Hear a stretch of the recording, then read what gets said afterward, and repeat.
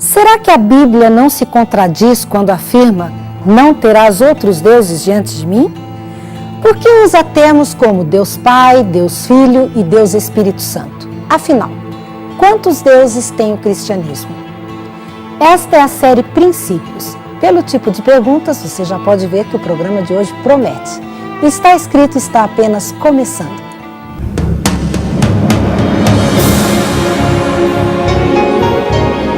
Ele permaneceu através dos tempos. O livro de Deus, a Bíblia, indispensável em nosso mundo complexo. Está escrito, transmitindo esperança ao redor do mundo. Apresentado por Fernando Iglesias. Tato, visão, paladar, olfato e audição. Os sentidos são as formas que nós temos de perceber o mundo. Mas quantos são os sentidos mesmo? 5? Tem certeza? Então tente explicar em qual desses 5 sentidos se encaixa o frio na barriga que você sente quando está andando numa montanha russa. Em qual deles se encaixa, por exemplo, a vertigem que você sente quando olha do alto de um edifício para baixo.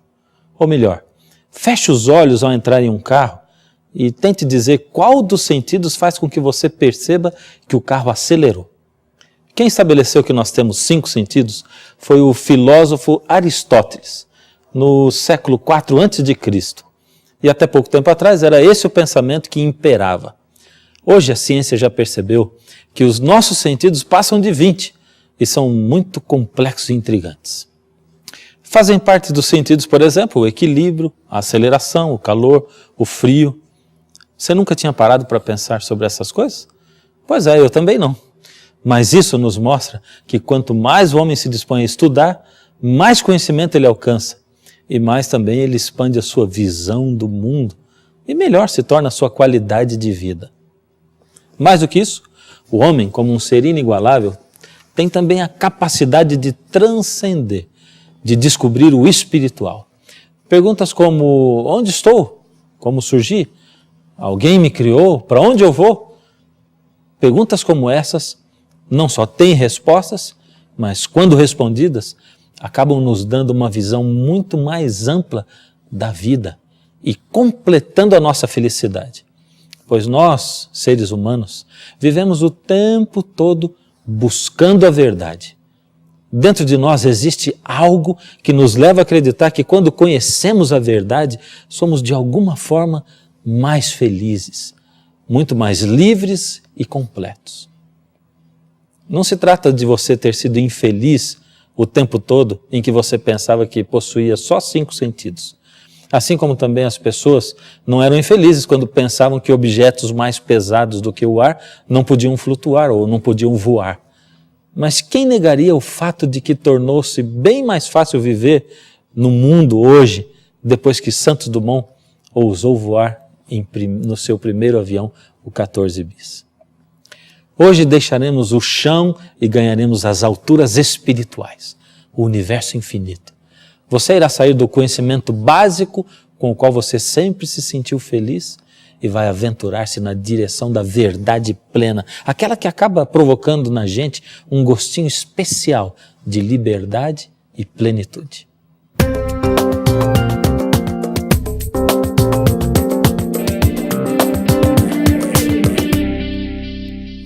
Para respondermos a primeira pergunta de quem nos criou, antes precisamos descobrir quem é Deus ou como Ele é. Tiago 2,19 diz o seguinte: crês tu que Deus é um só? Fazes bem. A Bíblia é clara em afirmar que nós temos um só Deus. Mas você se lembra de quando nós estudamos o Evangelho de João? Aquela declaração sobre Jesus ser Deus? Não se lembra? Vou lembrar você. João, do capítulo 1, do verso 1 em diante. E ali diz mais ou menos assim: o verbo estava com Deus e o verbo era Deus. Todas as coisas foram feitas por meio dele e sem ele nada do que foi feito se fez. João declara abertamente, e a Bíblia também, o fato de que Jesus é o verbo. Ele diz que todas as coisas foram criadas por ele. Jesus era o Deus da criação. Lembra-se quando Deus conversou com Moisés e ele disse: e quando o faraó me perguntar quem me enviou, o que direi? E Deus disse para Moisés: diga que eu sou o enviou. As coisas se encaixam perfeitamente quando nós vemos Jesus dizendo: eu sou o caminho, a verdade e a vida. Jesus declara também: eu sou a porta, eu sou o bom pastor. E quando nós comparamos isso com outros textos da Bíblia, aí as coisas ficam mais claras ainda. João 10,30, por exemplo, diz: eu e o Pai somos um. Quem me vê a mim, vê ao Pai. Então, alguém poderia raciocinar assim: bom, se só existe um Deus, e se Jesus é Deus, então o único Deus é Jesus. Mas o que nós fazemos então quando encontramos Jesus orando ao Pai, como nesses textos que vimos agora há pouco? Como Mateus 26,39 também, onde diz: Pai, se possível, passa de mim esse cálice. Todavia não seja como eu quero, e sim como tu queres. Além de Jesus ser Deus, há também Deus o Pai. Agora surgem outras perguntas. Então quer dizer que a Bíblia diz que há um só Deus, mas ao mesmo tempo diz que Deus o Pai é Deus e que Jesus é Deus. Então são dois deuses. Pois então espera aí, vamos complicar um pouco mais. Por que Jesus nos instrui a batizarmos em nome do Pai, do Filho e do Espírito Santo? Será que o Espírito Santo também é Deus? Atos 5, 3 e 4 diz: então disse Pedro: Ananias, por que encheu Satanás o teu coração, para que mentisses ao Espírito Santo, reservando parte do valor do campo? Como, pois, assentastes no coração? Não mentistes aos homens, mas a Deus? Percebeu? Quando mentistes ao Espírito Santo, mentistes não a homens, mas a Deus. Esse texto e outros da Bíblia indicam claramente que o Espírito Santo é Deus sim. E agora? Ficou confuso? Você deve estar aí se perguntando: e aí? São 3 deuses ou ainda tem mais? Quer ficar mais confuso ainda? Pois aí vai, Deuteronômio 6,4. Ouve, ó Israel, o Senhor nosso Deus é o único Deus. E agora?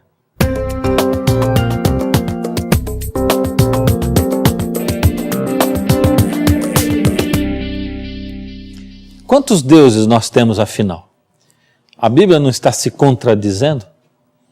A coisa mais intrigante a respeito da Bíblia é que quando parece que ela está em contradição, é porque estamos prestes a encontrar uma grande verdade. Antes de tudo, é bom a gente lembrar que essa parte da Bíblia, onde está escrito: ouve, ó Israel, o Senhor teu Deus é único, foi escrita em hebraico. E em hebraico existem 2 palavras para uno, único. Uma é Yakid, a outra é Ekad. Embora as 2 palavras sejam usadas na Bíblia como sinônimos de uno e único, cada uma delas é usada em casos totalmente diferentes, com significados diferentes. Vou explicar melhor. Em Gênesis 22:2, Deus disse a Abraão: toma o teu filho, o teu único filho, Isaque, a quem tu amas. Nesse texto, a palavra usada para expressar único foi Yakid, que significa uma unidade simples, ou seja, Isaque era o único filho de Abraão mesmo, o filho único, uma pessoa, unidade simples. Mas vejamos agora Gênesis 2:24 em diante. Deixará o homem o seu pai e a sua mãe e se unirá à sua mulher, e serão uma só carne. Nesse caso, a palavra hebraica usada para uma foi Ekad, pois trata-se de uma unidade composta, ou seja, 2 pessoas diferentes, o marido e a mulher, se unem formando uma só carne. Outro caso em que encontramos Ekad é o de Gênesis 1:5, e houve tarde e manhã um dia, ou seja, 2 coisas diferentes, uma tarde e uma manhã, se unem formando um dia. Agora então nós começamos a esclarecer o assunto, pois no texto de Deuteronômio 6,4, o termo usado foi: ouve, ó Israel, o Senhor nosso Deus é Ekad, único, ou seja, um Deus que é uma unidade composta por 3 pessoas. No caso, o Pai, o Filho e o Espírito Santo. Mas que mesmo assim é apenas um Deus. A partir daí, encontramos muitas outras coisas fazendo sentido na Bíblia. Em Eclesiastes 12:1, por exemplo, está escrito: lembra-te do teu Criador nos dias da tua mocidade. O incrível a ser notado aqui é que a palavra hebraica que foi usada para criador é boreaca, que é o plural de criador. Portanto, o que na verdade está escrito é: lembra-te dos teus criadores. Em Gênesis 1:26 nós temos: e disse Deus, façamos o homem à nossa imagem. Ora, se a gente sabe que só Deus tem o poder para criar, como então ele está dizendo façamos? E mais, o homem foi criado à imagem de Deus. Então como ele diz, à nossa imagem? Agora, somando-se isso ao fato de que nós havíamos acabado de chegar à conclusão de que existe um só Deus, acabamos de descobrir que temos um só Deus, mas formado por 3 pessoas. Eu vou repetir. Um só Deus, formado por 3 pessoas. Como entender isso?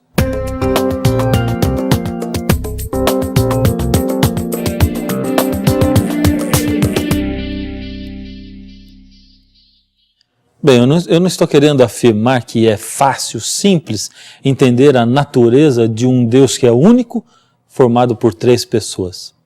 Mas levando em consideração que a natureza de Deus é muito mais complexa do que a natureza humana, você vai entender que se levaram mais de 20 séculos acreditando que nós temos apenas 5 sentidos, quanto tempo levaríamos para conseguir entender a natureza de um Deus eterno que sempre existiu desde a eternidade e existirá para sempre, até a outra eternidade?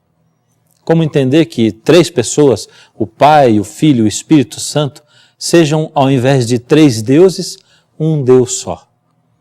Com nossas limitações, poderíamos passar a eternidade aprendendo sobre Deus, sem, na verdade, entendê-lo profundamente.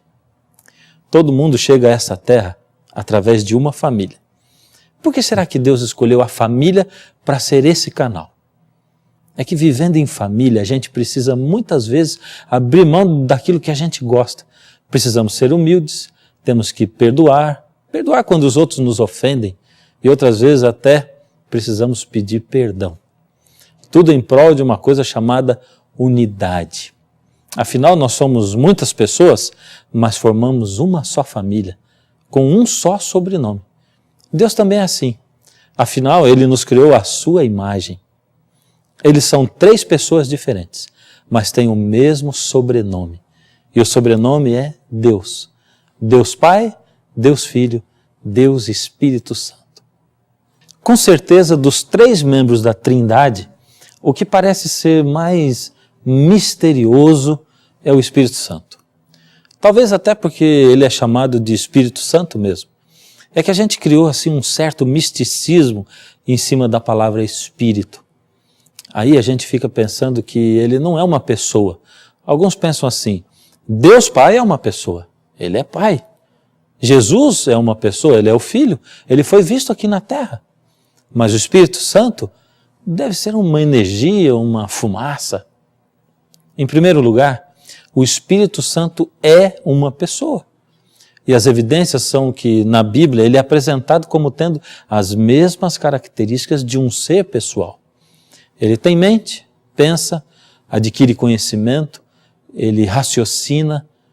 Em textos como 1 Coríntios 2, 10 e 11, nós vemos o seguinte: mas Deus se revelou a nós pelo Espírito, porque o Espírito investiga todas as coisas, até mesmo as profundezas de Deus. Porque qual dos homens sabe as coisas do homem, senão o próprio Espírito que nele está? Assim também as coisas de Deus, ninguém as conhece, senão o Espírito de Deus. O Espírito de Deus tem sentimentos e emoções, como está escrito em Efésios 4:30, e não entristeçais o Espírito de Deus, no qual fostes selados para o dia da redenção. O Espírito de Deus também tem vontade, tem poder de decisão, 1 Coríntios 12:11 diz assim: mas um só e o mesmo Espírito realiza todas essas coisas, distribuindo-as como lhe apraz, a cada um individualmente. Em segundo lugar, Jesus disse que enviaria o Espírito para ficar no lugar dele. Veja o que Jesus declarou em João 16, de 7 a 11, a respeito do Espírito Santo que ele estava para enviar. Convém-vos que eu vá, porque se eu não for, o Consolador, o Espírito Santo, não virá para vós outros. Se porém eu for, eu vô-lo enviarei. Quando ele vier, convencerá o mundo do pecado, da justiça e do juízo. O Espírito da verdade vos guiará a toda a verdade. Ele me glorificará, porque há de receber do que é meu e vô-lo há de anunciar. Você percebeu que nesse texto Jesus está dizendo que o trabalho do Espírito é mostrar o sacrifício do próprio Jesus Cristo? Cuidado para que o Espírito Santo não tome na sua vida o lugar de Jesus. Para algumas pessoas, o Espírito Santo tomou o lugar de Cristo. Para elas, o Espírito Santo passa a ser a salvação. Muitas dessas pessoas ficam se perguntando dentro das suas igrejas: você já recebeu o Espírito Santo? Já? Então você está salvo. Você é melhor, tem mais status. Cuidado, a salvação não está no Espírito Santo. Ele não é o centro da Bíblia. O verdadeiro trabalho do Espírito Santo é mostrar, apontar o sacrifício de Jesus na cruz. Só em Jesus existe salvação. Não esqueça nunca o que está escrito em João 3,16. Porque Deus amou o mundo de tal maneira que deu o seu Filho unigênito para que todo aquele que nele crê não morra, mas tenha a vida eterna. Ou seja, a salvação é para todos os que creem em Jesus. Jesus é a única saída. Veja o que está escrito em Atos 4,12. E não há salvação em nenhum outro, porque abaixo do céu não existe nenhum outro nome dado entre os homens, pelo qual importa que sejamos salvos. Para ninguém confundir o Espírito Santo, ele foi dado por Jesus para trabalhar em nosso coração. O trabalho do Espírito está dividido em 4 etapas. Primeiro ele chama, depois ele convence, depois ele capacita e por último ele purifica. Me deixe explicar melhor essas 4 etapas do trabalho do Espírito. Primeiro ele chama. Isso quer dizer que ele convida para você aceitar a Cristo. Esse trabalho de chamar a atenção das pessoas para Jesus e para o sacrifício é todinho do Espírito. E isso ele faz com todos os habitantes da terra. Em algum momento da sua vida, cada pessoa desse mundo tem a oportunidade de aceitar o convite do Espírito Santo. A segunda etapa do trabalho do Espírito é que ele convence, converte. Esse convencer já não depende só do Espírito Santo. Ele toca no coração, mas depende da pessoa aceitar. Por isso ele não convence a todos, mas somente aqueles que aceitam a Jesus. Em Apocalipse, o próprio Jesus apresenta a maneira como ele se achega até nós através do trabalho do Espírito Santo. Ele diz: eis que estou à porta e bato.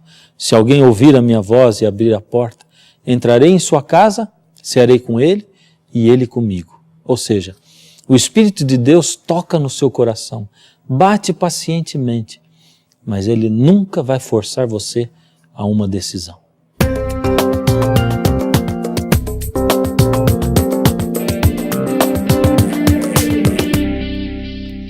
Quando você sente o Espírito de Deus tocando no seu coração, chamando para aceitar a Jesus, e você aceita Jesus e entrega-se a Ele, você faz um compromisso com Ele através do batismo. É como se Jesus pedisse você em casamento e você aceitasse. Jesus comparou o relacionamento dele conosco com o casamento. O dia do casamento é um dia mágico, mas também muito confuso. Você está preocupado com uma série de coisas. Chega então o momento da cerimônia. Ali está a noiva do seu lado, tão linda. Você fica emocionado cada vez que olha para ela e pensa que ela escolheu ser sua por livre e espontânea vontade. A partir dali, vocês vão ter o mesmo sobrenome. Serão uma família, um casal. como o próprio Jesus usou várias vezes a figura do casamento para ilustrar o seu relacionamento conosco, nós poderíamos então dizer que na primeira fase, o Espírito Santo apresenta Jesus a você como alguém que apresenta um candidato ao namoro. E na segunda, com o seu consentimento, ele vai mostrando a você as qualidades de Jesus para que você, por sua livre e espontânea vontade, possa aceitar quando ele trouxer o pedido de casamento da parte de Jesus. O casamento é o batismo. Só que ao contrário do que muitos pensam, o batismo não é o auge da vida espiritual de uma pessoa. Ele é apenas o início dessa vida espiritual. É quando a pessoa diz o sim para Deus. Na terceira fase do trabalho do Espírito, ele capacita, concede dons. E na quarta fase, ele purifica. Começam a aparecer na vida da pessoa os chamados frutos do Espírito. Qualidades como alegria, paz, paciência, delicadeza, bondade, fidelidade, humildade, domínio próprio. Quando a pessoa passa pela primeira e a segunda fases do trabalho do Espírito, que é chamar e converter, ela chega ao batismo na água. E a isso nós chamamos de conversão.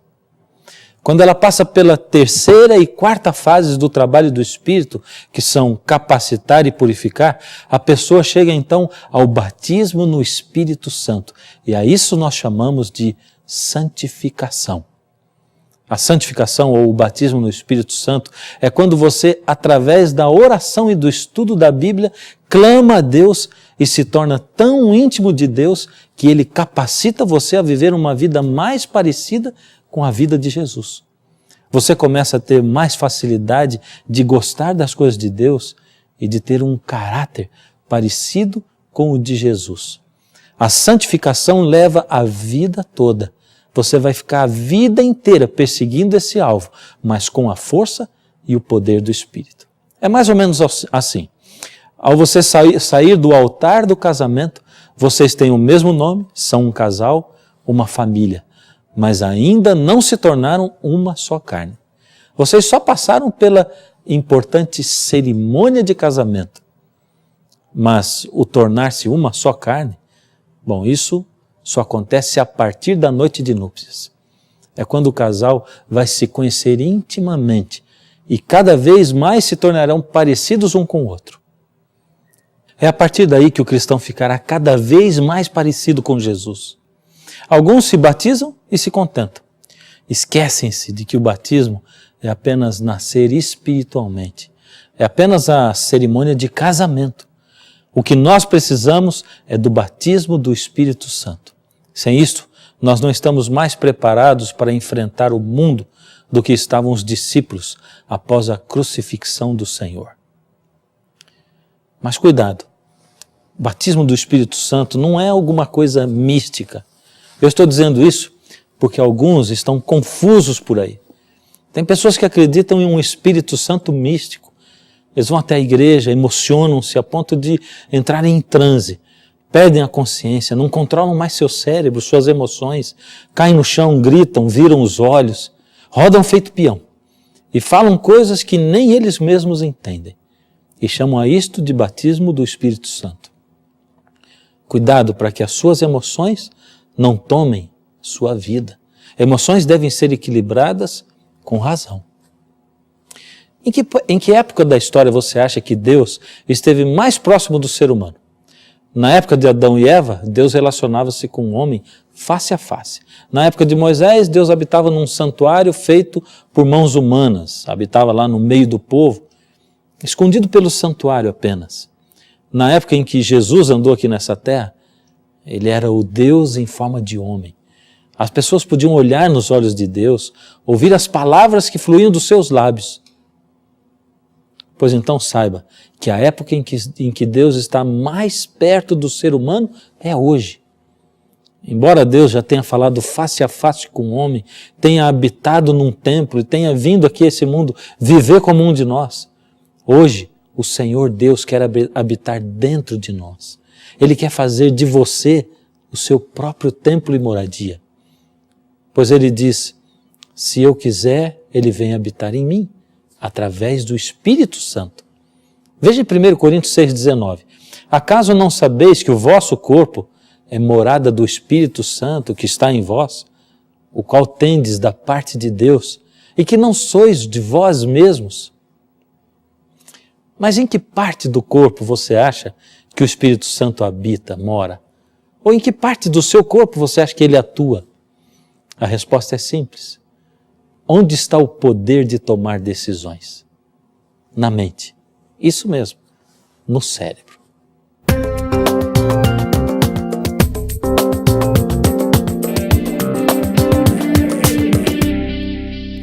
Embora a Bíblia e até nós mesmos usemos o coração como simbolizando o centro das nossas emoções, na realidade é o cérebro quem decide tudo.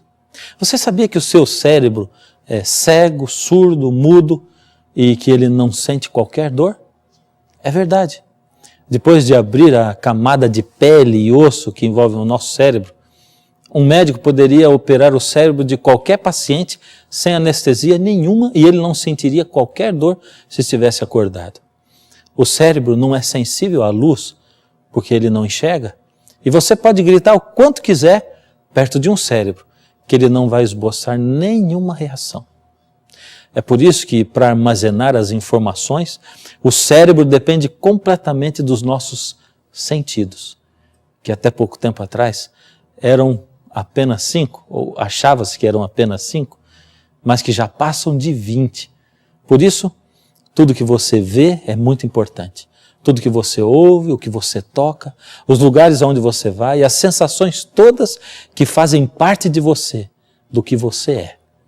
Se você passa o dia inteiro armazenando sensações, imagens, sons ruins na sua mente, como você vai querer que o Espírito de Deus possa tomar conta de você? É por isso que Paulo diz em Romanos 12:2, não vos conformeis com este século. Ou seja, cuidado com os seus sentidos, cuidado com o que todo mundo faz, cuidado com o que todo mundo come, com o que todo mundo bebe, cuidado com aceitar a conduta, o modo de viver de todo mundo. E ele continua, transformai-vos pela renovação da vossa mente. É no cérebro que estão armazenadas as nossas vidas. Ele é o centro da nossa escolha. É tão importante que a morte de alguém é decretada logo após acontecer a morte cerebral. A mente rege o homem inteiro. A mente é onde nascem todas as nossas ações. É a mente que adora a Deus. Quero terminar o programa de hoje convidando você a meditar nisso. Enquanto Jesus estava morto no túmulo, todos os poderes das trevas estavam ali de prontidão, na pedra da tumba, envolvidos para tentar impedir que Jesus ressuscitasse. Satanás concentrou ali todo o seu poder para que Jesus não saísse da sepultura, não ressuscitasse, não revivesse. Mas o poder de Deus é tão grande que nem todos os demônios do mundo puderam evitar que o Senhor Jesus saísse vitorioso da sepultura. Em Efésios 1, de 18 a 20, Deus nos diz que Ele coloca à sua e à minha disposição o mesmo poder que Ele usou para ressuscitar a Jesus dos mortos. Esse poder vem através do batismo do Espírito Santo. Está à sua disposição. Basta querer, basta pedir por Ele e o Senhor dará.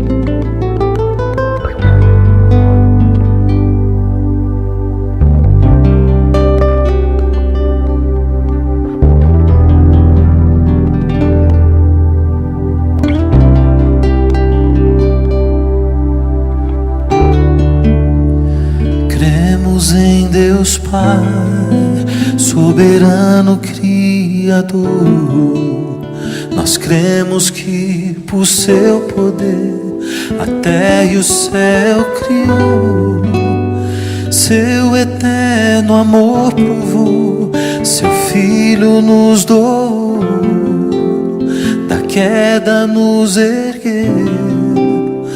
cremos sim.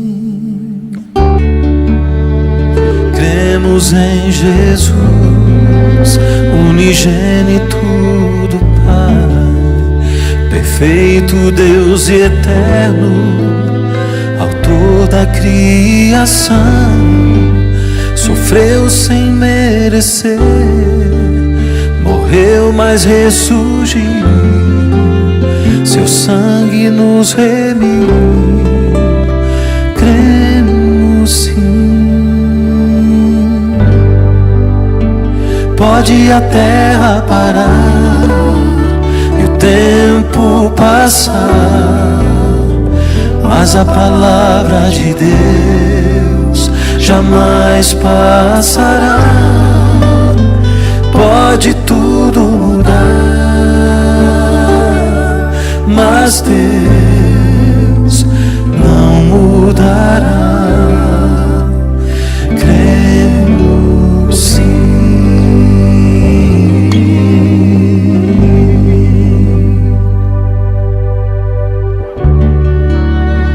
Cremos no Espírito, o Deus Consolador,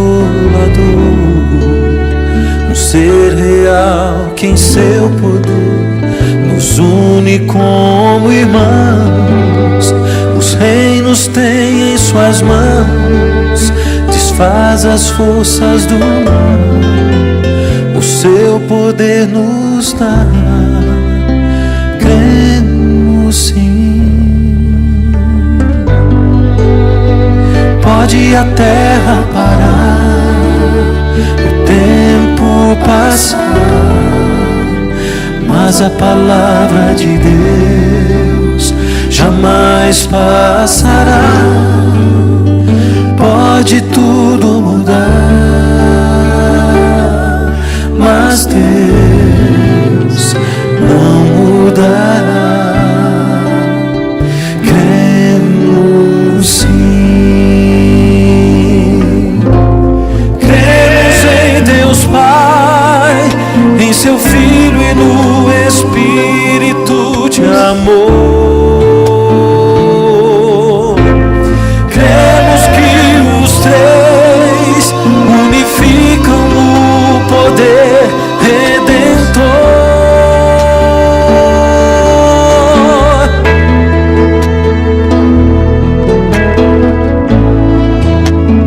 Pode a terra parar e o tempo passar, mas a palavra de Deus jamais passará.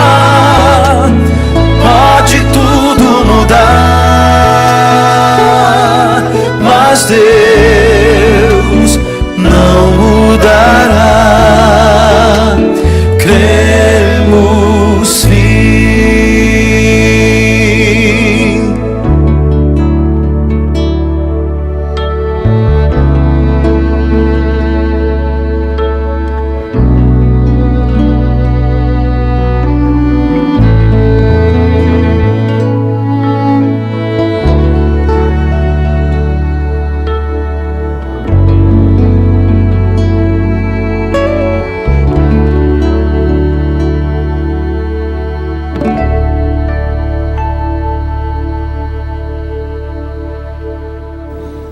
Eu fiquei me lembrando de quando Salomão, o rei Salomão, inaugurou o seu templo, o templo que ele fez para a adoração de Deus, onde Deus iria habitar. E Salomão fez uma oração mais ou menos assim para Deus: ó Senhor, o Senhor que é tão grande que não cabe nem no mundo inteiro, no universo, vem morar nesse templo que eu fiz para ser a sua habitação e aonde o Senhor escolheu ser adorado.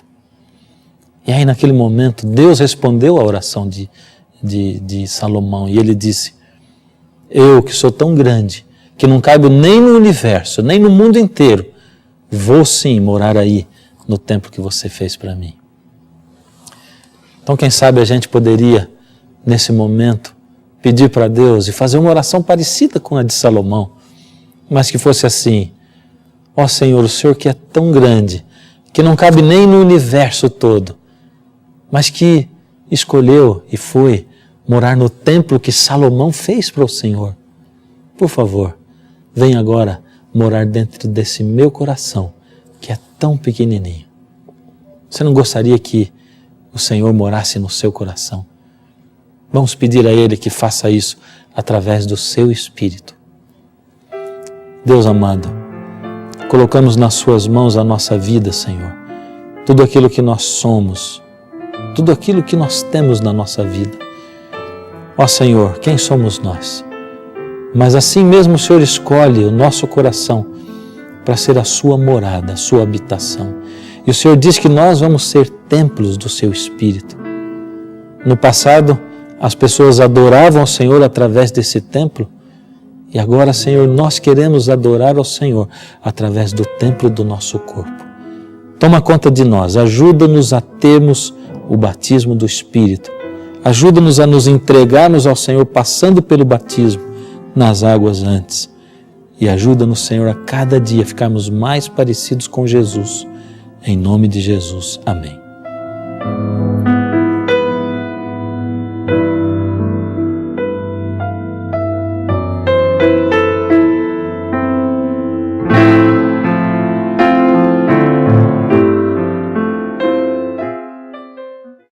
Você acabou de conhecer 2 princípios bíblicos importantíssimos: o batismo no Espírito Santo e a Trindade. Eu creio que valeria a pena você ter este tema em sua casa para você estudar e para mostrar também para outras pessoas. Se você quiser se aprofundar no assunto de hoje, você pode receber inteiramente grátis a revista Princípios. São 23 temas com guia de estudos e espaço interativo. Então, ligue para nós, escreva, mande um e-mail. E se você tiver alguma dúvida, entre em contato com o plantão de dúvidas do Está Escrito. Nós estamos esperando por você. Tudo que nós fazemos aqui é para você, pensando em você. E é por isso que nós vamos estar aqui no próximo programa, esperando especialmente por você. E até lá não se esqueça, está escrito: nem só de pão viverá o homem, mas de toda palavra que sai da boca de Deus. Pode a terra parar e o tempo passar, mas a palavra de Deus jamais passará. Pode tudo mudar, mas Deus não mudará. Cremos sim.